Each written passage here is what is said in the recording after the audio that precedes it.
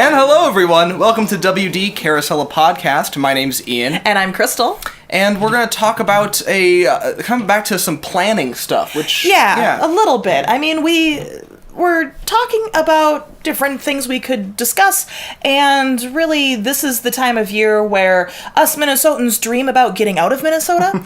So we were talking about, what our next plan was going to be, when our trip was going to happen.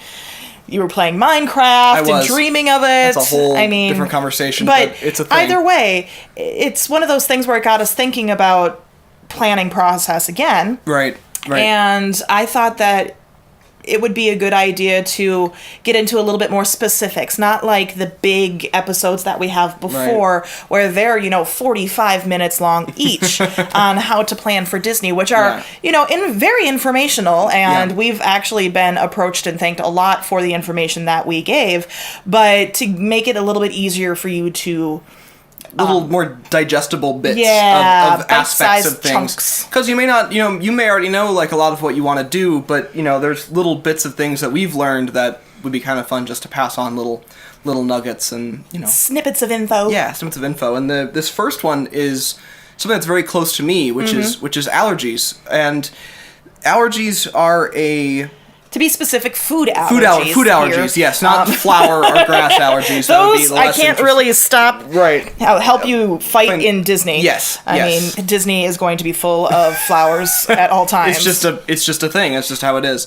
So it's an interesting thing, allergies at Disney, because they are very, very on top of food allergies. They're a lot more hyper aware of people's diverse dietary needs versus other resorts I've gone to, other big events that I've done, and I just wanted to be able to talk a little bit about those, especially from a first person point of view. Right. Now, and I've done it a couple times, and you've been with me doing it and all that kind of stuff.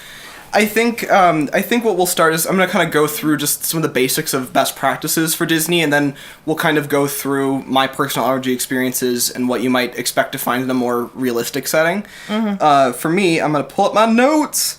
So Disney states on their website, and if you talk to them or whatever, what they'll tell you is the common allergies that you're going to always be able to figure it out pretty quickly for you are going to be gluten and wheat, eggs, fish, milk / lactose, peanuts and tree nuts, shellfish, soy, and corn. Are all, and corn I wasn't aware it was a big one. I didn't know corn was an allergy. Didn't know that was a big allergen, but what do I know, I guess? But those are their common ones, and so... Now, granted, I don't have any allergies, so they're all rather confusing to me. I mean, I'm not trying to downplay it at all. It's a very severe thing. Yeah. It's just something that the average person, like myself, would not even think of. Yeah, wouldn't be keeping track of it, because I, from a young age, was kind of conditioned to keep track of it, but if you have no reason to, I grew up with peanut butter and by the spoonful. Exactly, and it's funny because my parents, my dad especially, that was how he was raised too. He'd make triple-decker peanut butter sandwiches, and that was his thing. That was his way to sustain, during the day. And so it's a big shift in my whole family trying to kind of take care of making the allergy, and making that work. And so I have a peanut and soybean allergy.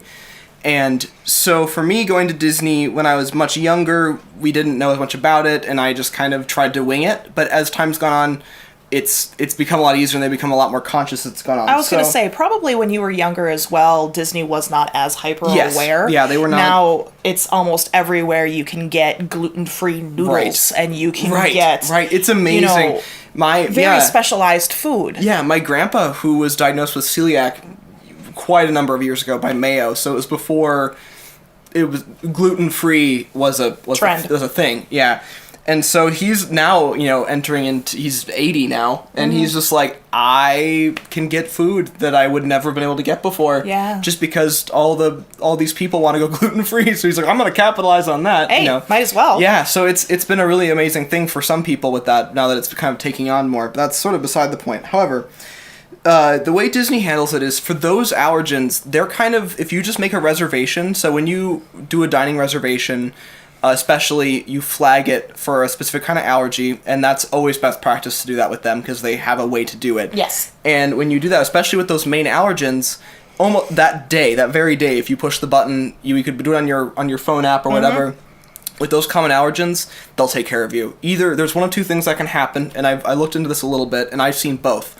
The first thing that can happen, especially more recently, I think they said over 120 quick service and sit-downs have the dietary restriction menus, so allergen menus. So you ask for what it is, and they'll hand you a menu that they've already put together that's flagged and ready for allergens, which is just amazing. They just hand you a menu and you can just go, okay, I'll do this. It's really specialized. I mean, and you said quick service, it's also sit-down restaurants. They even have them for the different festivals at Epcot. The individual food booths have them as well.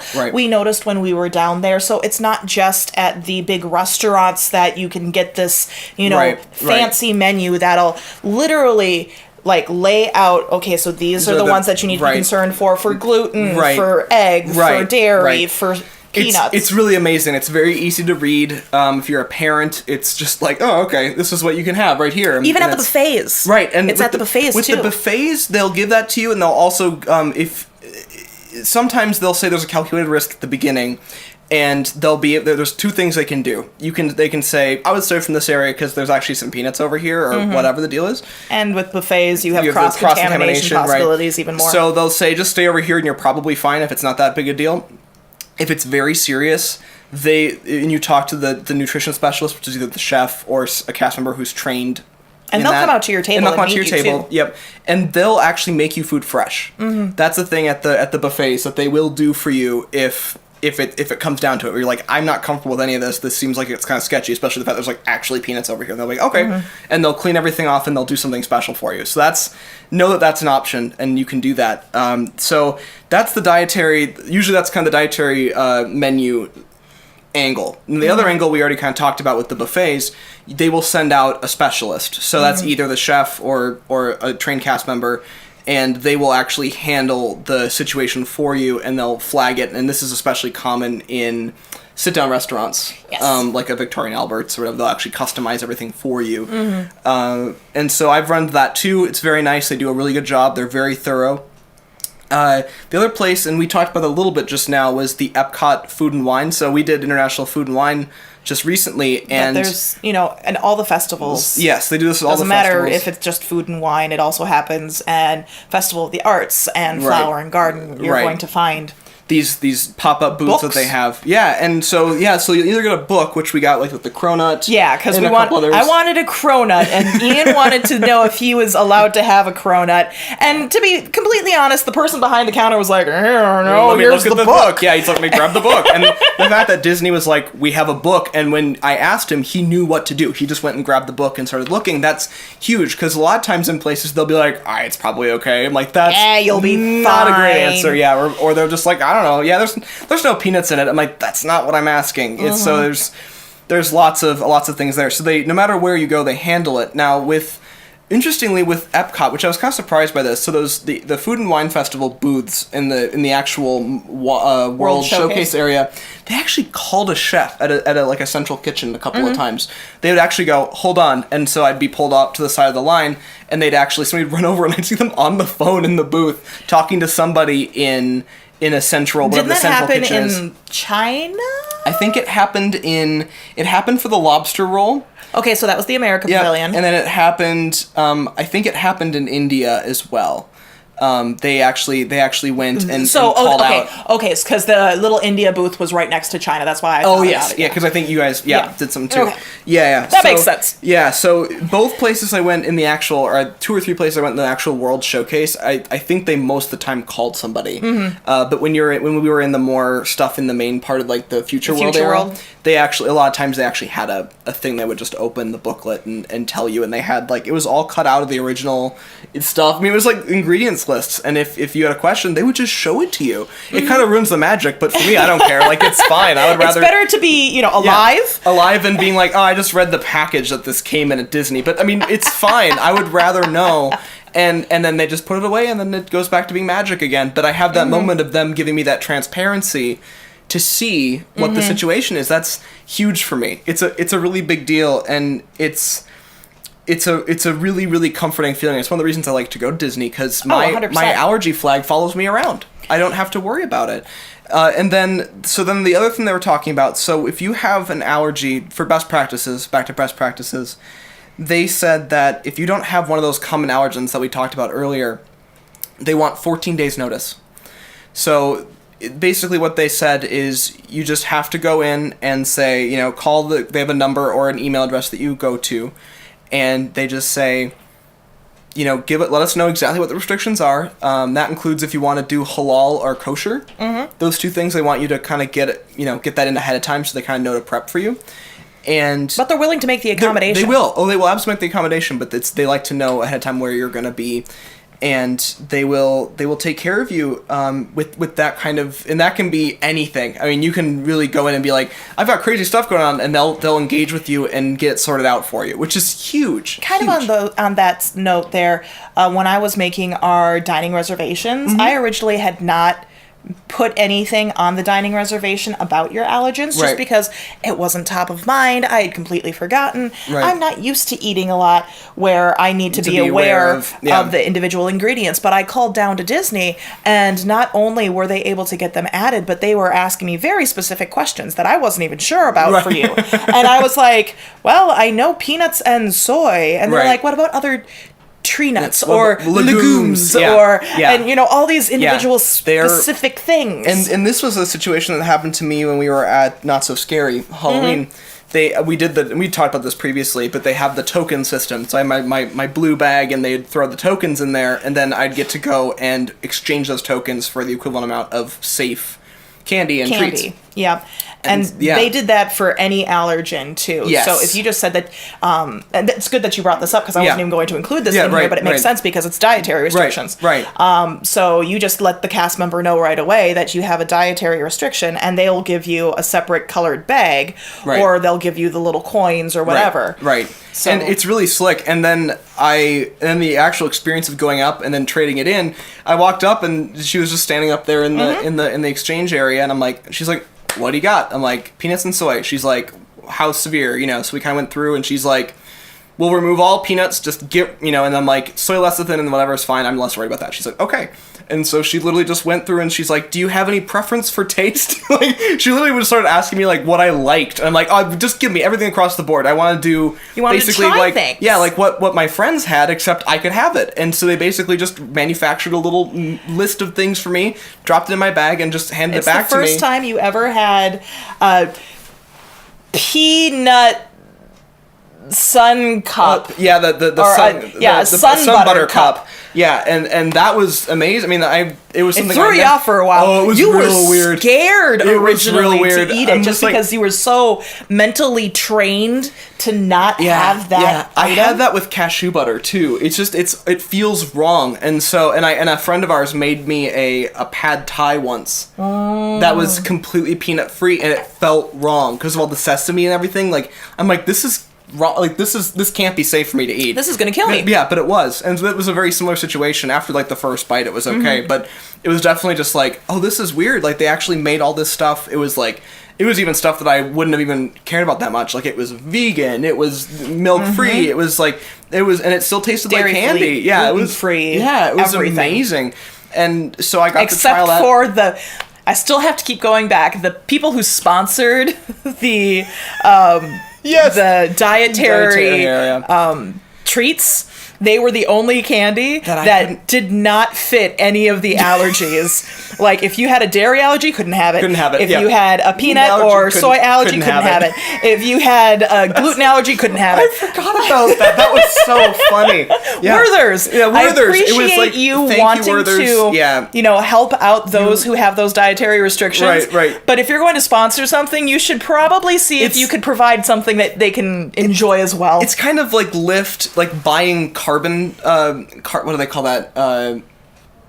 Carbon offsets. Like, they're like you basically can buy a block of carbon away, and it's the same thing. It's like, well, you guys could do more green technology, or you could just buy it, I guess. I don't know. It's kind of similar. They're just like, we feel kind of bad, so we'll put some money into this. It's just kind of goofy. But either way, the stuff that they gave me, we all came back to the room, and it was like, hey, It was a Halloween night. Yeah, we got to go through everything. Yeah, I got to share and you Halloween. didn't have to go through your bag and get rid of almost everything. Yeah, it was really fun. At age 25, I was finally able to have just a completely or a somewhat normal, just like coming back and be Halloween like everything everything on my bag is something I get to try. Eat. Yeah, give it a go, and if anyone else, I can like share it around and like be, hey, this yeah, is you stuff. don't have to trade just because you have to trade. Right. It's because it's fun. So that was a really neat experience, and that was my first big taste with how neurotic they basically are with their stuff. But and it's great. I love it. It's absolutely an awesome thing that they do it, and I think that that kind of that neuroticism just really makes me feel very comforted that It's safe. they go that deep into it. It makes you feel safe. Yes. Yeah. About your experience. You didn't feel like you had to carry around an EpiPen or I left anything. it in the room, and they also, I looked this up as well. On all the maps, there's EpiPen stations. So Nice. throughout all the parks, you don't have to carry it with you because you can just, it's like a trash can. You're never that far away. Oh, that's amazing. From an EpiPen that you can go and use, and they'll have a trained person available, and you can they have them. That's awesome. A junior and regular. So like if you're a young person, because when I first had my allergies when I was first diagnosed, it's a different dosage. It's a smaller epinephrine dosage because your little body can't handle all that adrenaline. Probably not. Right. So being able to have that available, so as an adult, I know that I can walk around too, and I will also have, even if I had a son who had a peanut or soy allergy, we'd both have our own proper doses. We wouldn't both have to carry one into the park. That's awesome. It would be just completely available. It's a really amazing thing that I think that Disney has done better than basically anybody to the degree that Truly. they have with it. And, and there's a lot in it for them, too. I mean, like, obviously they're doing it because they care about their guests, but also, I mean, it's just good business sense. It makes you more likely to go there because you feel safer. And on top of that, they're not going to get sued. Mm-hmm. That's a big thing, too. It's huge. I mean, like, if you're saying, like, oh, it's be fine, and then they, get an allergic reaction, they go to anaphylaxis and end up in Orlando, that's not what you want. So it makes, and I really want more companies to do this, where they have proper dietary training so they know what's going to happen. And it's a really nice thing that they do, and it's one of the things that kind of made me fall in love with Disney as an adult, knowing that I can go back and they've just got it sorted out. I don't have to worry. It's one more thing I don't have to worry about, and it's one less thing I don't have to worry about. and okay, I got you. Yeah, thank you. And it's something that I normally would always have to worry about, even in a situation where I don't have to worry about. Well, you have to worry about it even going over to a friend's house or a family's house. I mean, you come over to my house and it's like, have you had any peanuts today? Like, I don't want to share, like, a drink. If it, because if you've had peanuts today and we share a drink, I could get contaminated that way. So it's one of those things I'm always on the lookout for. So being able to go in and be like, hey, I got this Disney stuff, I've got an allergy, and they're like, that's fine. Yeah, and it's not just the parks either. We've been doing a lot of talking about the parks. Yeah. And it's not just the food inside the parks either. Right. It's the food in the resorts. It's the food at Disney Springs. I mean, you can walk in there, and we went to the boathouse. We just happened to walk into the boathouse. We did. Yeah. And we were like, let's just have a little appetizer and a drink while we're waiting for our main reservation. Right. And they even brought the chef out to double check with you. And that was not exactly third party. The situation at Disney Springs is confusing to me a little bit because they're kind of tied in, but they held the standard exactly the same way. So I felt like I was walking around in like this entertainment complex that wasn't even necessarily like a Disney themed deal. And you walk into this random restaurant and they're like, we got you. And they just go in and they do it. It was amazing. That was an amazing experience. Right off the bat, we walk in and we get to have that kind of service. It was a really comforting and relaxing thing for me to not have to think about my dietary restrictions. Especially since it was something new that you were trying, too. Right. You hadn't really had them before. Right. What was it? It was mussels. Mussels. We that's had right. mussels. Yes. And depending on what sauce they use to make the mussels with, sometimes it's an alcohol-based sauce, sometimes it is an oil-based sauce, and so we wanted to make sure that if it was an oil-based sauce, it wasn't going to be peanut oil, or even soy. We want to try and be aware know what the deal was. And to see. They were able to come out, clarify everything. They even asked if you wanted special bread and butter, I think. That's I remember. Right, they did say that, and I think they brought some. They did bring specialty bread just for you. Right, yeah, they brought, they literally, they came out and we literally went through everything in those mussels, and he was just like, let's just go through it, and we went through the whole thing, and then he's like, the bread might have something in it. I'll send something out for you. And it was just like, okay, so I got to have bread that was dedicated to being able, so I could have the same experience. They do everything they can to give you the same experience. It's cool. Instead of being like, hey, you can't have this. We'll just, do you want an old turnip? Like, they don't do that either. Do you want a turnip? They're not trying to be like, I don't know. They actually like have an option. Mm-hmm. They find a way to adapt it to me in a way where I can take part in the same situation. Just like with Not So Scary Halloween, a way I can kind of take part in the same experience that everyone else is. It was an absolutely awesome experience, and I'm looking forward to going back and being able to use my, being able to do all my dietary stuff again, being able to experience everything. Yeah, I mean, have a good culinary experience without having to worry about it. It's just awesome. And we're already planning on the restaurants we want to hit up next time. Right, exactly. And I haven't even really looked at those menus because I don't want to, make myself cry because I want to go now versus having to wait. Just so you people know, Minnesota right now, if you're not from the Midwest, we are in just not a lot of fun right now. It was not even 2 weeks ago. It was like 10 below or 5 below, and it was snowing about 10 inches a week. Mm-hmm. And now it's almost 40, and it's been raining constantly. So most of the snow's gone from my balcony, but that's also because the ground's still frozen, creating flooding. Yeah, and our neighbor's basement is flooding. Like, that's where we're at right now. This is the kind of operation we have. Our summers are lovely. Our summers are going to be always the best. Yes, that month is amazing. When am I moving to Disney? I mean Florida. I mean Orlando area. Celebration, Florida. It'll be awesome. Oh, I don't want to go to Celebration. No? No. I'm thinking Davenport. Oh. She's got some thoughts already. Scary. Like I told you, I found out that the house prices down there start at $199. Yeah.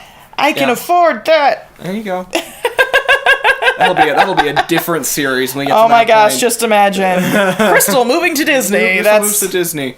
Oh man. Anyway, yeah. So I don't know that I have much else to say. I don't think I do either. But like I said, we just wanted to give you guys a little bit more details as far as how specific Disney can be, and to give you a little bit of relief when you're thinking about having to be hyper aware of family members and their dietary restrictions. And is this the right vacation for you or not? Yeah. Is it worth the headache of going down there and eating out every single meal and being afraid that your kid's only going to be able to have like a hot dog? Right. There are many other options available for you. That's a really good point, is you get to have your security of being safe, but they also let you be adventurous if you want to be. That's a big deal. I will say, though, now this isn't part of Disney, but this was part of us and what we did when we went down there. You even tested some of the food that they said was safe.